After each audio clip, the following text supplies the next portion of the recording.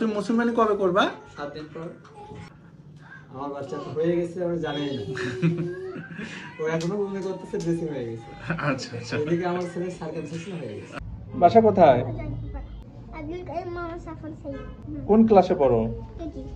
MSA public student college. তোমরা কি এক সপ্তাহ পরে হবে না? হ্যাঁ।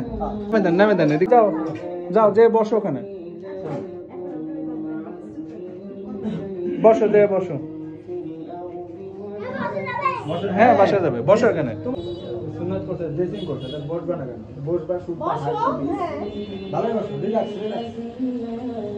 আসসালামু আলাইকুম। ওয়া আলাইকুম আসসালাম। কোথা থেকে আসছেন? আমরা বগুড়া জয়পুর পাড়া থেকে। ওর তো ড্রেসিং হয়ে গেছে আজকে না? হ্যাঁ ড্রেসিং হয়ে গেছে। হ্যাঁ ড্রেসিং এখন হচ্ছে, মুসলমানি পরে হবে না? হ্যাঁ মুসলমানি কবে করবে বলো? তুমি মুসলমানি কবে করবা? 7 দিন পর। 7 দিন পর না পরে? আরো বড় হলে বিয়ের পর। মুসলমানি করবা? তোমার বাবা মা কি বলছে? 7 দিন পরে মুসলমান। আচ্ছা কোথায় করবা? মেডিকেলে? ওই যে বাবুর আম্মু মেডিকেলের স্টাফ নার্স, কোন পদে আছেন?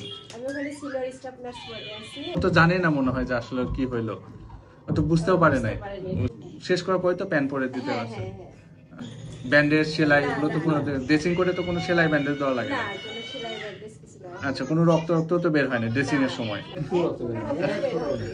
তো যতটুকু দেখলেন কেমন মনে হলো এই পদ্ধতি? না, এর আগে তো মনে হচ্ছে খুব ভালো। আচ্ছা বাচ্চাকে তো অজ্ঞান করা হয়নি না? না না, অজ্ঞান করা হয়নি। আচ্ছা জ্ঞানেই ছিল, পুরোপুরি জ্ঞানেই ছিল, আপনার সাথে কথা বলতে পারছে। কঠিন কোনো পদ্ধতি না অনেক সহজ মনে খুব হলো? সহজ, খুব সহজ পদ্ধতি। আচ্ছা বাচ্চাদের জন্য কোনো ঝুঁকি আছে কিনা? না, বাচ্চাদের জন্য কোনো ঝুঁকি নেই। অন্যান্য অভিভাবকরা যারা আসতে চায় তাদের জন্য কোনো উপদেশ আছে কিনা? গ্রামের যারা করে তাদের থেকে অনেক সেফ। আমার বাচ্চা তো হয়ে গেছে, আমি জানি না।